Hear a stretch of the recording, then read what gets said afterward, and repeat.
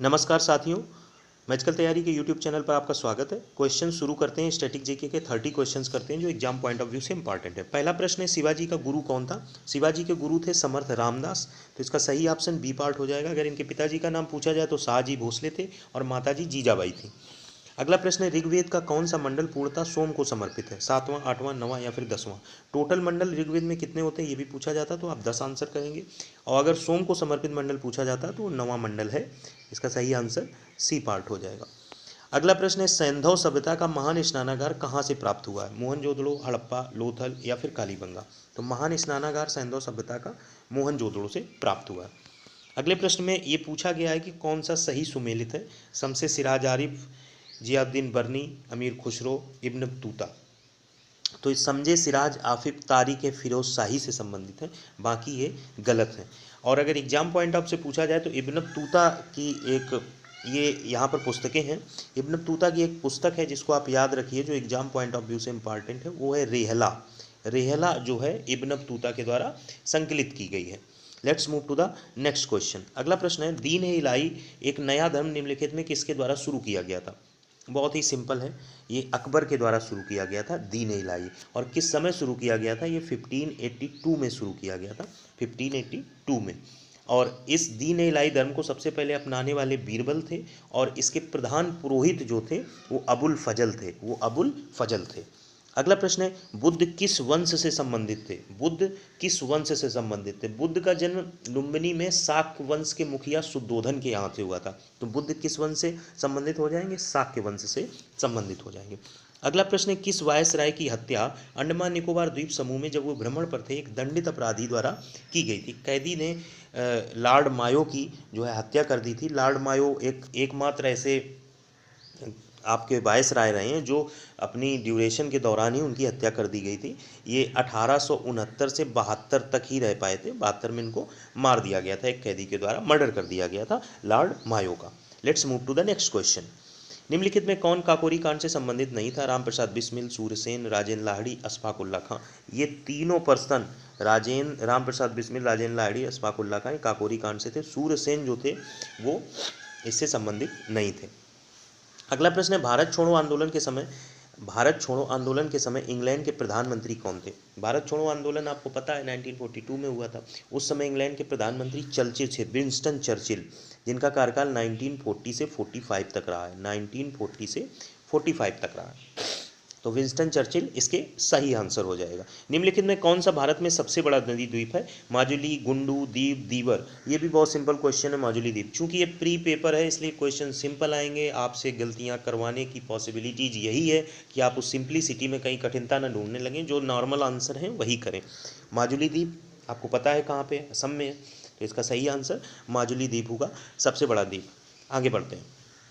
अगला प्रश्न है, सहारा अफ्रीका के किस हिस्से में स्थित है? सहारा बेसिकली अगर आप पूरा वर्ल्ड का मैप देखेंगे तो ये अफ्रीका के उत्तरी हिस्से में स्थित है। दुनिया की सबसे ऊंची चोटी माउंट एवरेस्ट का नेपाल में एक लोकप्रिय नाम और है, किस नाम से जानते हैं इसको? तो माउंट एवरेस्ट का नेपाल में लोकप्रिय नाम है सागरमाथा। सागरमाथा। और इसकी ऊंचाई कितनी है अगर पूछा जाए?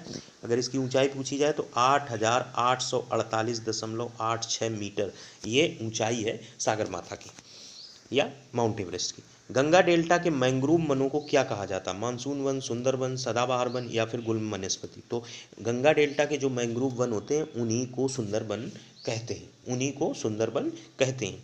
नीली क्रांति यानी ब्लू रिवॉल्यूशन किससे संबंधित है? ब्लू रिवॉल्यूशन संबंधित है मछली उत्पादन से। और श्वेत क्रांति किससे संबंधित है? दुग्ध उत्पादन से।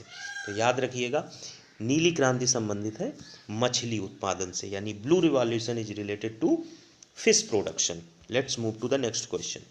ऑपरेशन फ्लड किस कार्य से संबंधित है? ऑपरेशन फ्लड जो था ये दुग्ध उत्पादन से संबंधित है। ऑपरेशन फ्लड जो है वो दुग्ध उत्पादन से संबंधित है। विश्व में हरित क्रांति के जनक कौन है? अगर यही भारत में हरित क्रांति के जनक पूछे जाते तो आंसर एम.एस. स्वामीनाथन लगाते। अगर विश्व में हरित क्रांति के जनक पूछे जा रहे हैं तो नॉर्मन ई बोरलॉग लगाएंगे। और इनको 1970 में पीस प्राइज भी मिला है नोबल का। नोबल पुरस्कार शांति के लिए 1970 में नॉर्मन ई बोरलॉग को दिया गया था। इन्होंने विश्व में हरित क्रांति के जनक के रूप में जाना जाता है। अगला प्रश्न है, किस देश ने वस्तु एवं सेवा कर यानी जीएसटी सबसे पहले लागू किया था? Germany, USA, France, Canada. ये काम फ्रांस ने किया था 1954 में। ये काम फ्रांस ने किया था जीएसटी का 1954 में जीएसटी लागू किया था सबसे पहले। बुल और बियर शब्द किस में उपयोग किए जाते हैं? अगर आपने हर्षद मेहता मूवी देखी या सुनी भी होगी, उसका ट्रेलर भी देखा होगा, तो उसमें बुल और बियर शब्द यूज हुए हैं। बुल और बियर शब्द का मतलब होता है मंदी और तेज़ी से रिलेटेड, जो शेयर बाजार में लोग वहाँ पैसा लगाते हैं, तो जो तेज़ी से रिलेटेड पैसा लगते हैं वो बुल कहलाते हैं जो लोग लगाते हैं, और जो मंदी से रिलेटेड पैसा लगाते हैं वो बियर कहलाते हैं। बस तेजड़िया और मंदड़िया का इंग्लिश है ये बुल और bear. Let's move to the next question. राष्ट्रीय विकास परिषद नेशनल डेवलपमेंट काउंसिल की स्थापना कब की गई? 1954, 1952, 1956, 1953। इसकी स्थापना की गई थी 6 अगस्त। इसकी स्थापना की गई थी 6 अगस्त 1952। तो इसका करेक्ट आंसर बी पार्ट हो जाएगा। 1952 6 अगस्त में की गई थी। अगला प्रश्न, 11 दिसंबर 1946 को किसे संविधान सभा का स्थायी अध्यक्ष चुना गया था? एक बैठक हुई थी 9 दिसंबर 1946 को, जिसमें स्थायी नहीं अस्थायी अध्यक्ष चुना गया था, और वो चुना गया था सच्चिदानंद सिन्हा को। फिर इसके 2 दिन बाद बैठक हुई 11 दिसंबर 1946 को, जिसमें संविधान सभा का स्थायी अध्यक्ष चुना गया डॉक्टर राजेंद्र प्रसाद को, जो हमारे भारत के प्रथम राष्ट्रपति भी थे।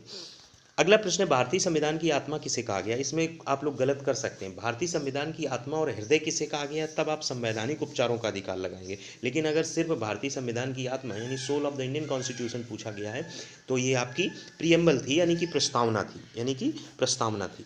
और अगर संवैधानिक उपचारों का अधिकार है तो it is an heart and soul of the Indian constitution, यानी भारतीय संविधान की आत्मा और हृदय कहा है। और ये सब किसने कहा है? ये सब भीमराव अंबेडकर जी ने कहा है। ये सब भीमराव अंबेडकर ने कहा है। Let's move to the next question. भारत के राष्ट्रपति के निर्वाचन के लिए न्यूनतम निर्धारित आयु कितनी है? 21 वर्ष, 40 वर्ष, 30 वर्ष या फिर 35 वर्ष? तो आपको बता दें, राष्ट्रपति की अगर बात की जाए तो इसकी जो आयु है, इसकी आयु है 35 ईयर्स। और ये चीज़ किस में मेंशन है? ये चीज़ मेंशन है आर्टिकल 58 में। आर्टिकल 58 में मेंशन है। और अगर राज्यसभा की बात की जाए तो ये 30 वर्ष है। अगर लोकसभा की बात की जाए तो ये 25 वर्ष है। राज्यसभा के लिए नामित निर्वाचित प्रथम फिल्म अभिनेत्री कौन थी? नरगिस दत्त, वैजयंती माला, हेमा मालिनी, जयललिता। नरगिस दत्त जो थी, ये पहली फिल्म अभिनेत्री थी जो राज्यसभा के लिए नामित की गई थी। राज्यसभा में जो राष्ट्रपति अनुमोदन करता है, उनके भी नाम होते हैं जो शिक्षा, साहित्य, कलाकार, इन सब चीज़ों से जुड़े होते हैं। लोक लेखा समिति अपनी वार्षिक रिपोर्ट किसे प्रस्तुत करती है? पहले तो जान लीजिए, लोक लेखा समिति में टोटल 22 मेंबर्स होते हैं, जिसमें 15 आपके लोकसभा से होते हैं और 7 आपके राज्यसभा से होते हैं।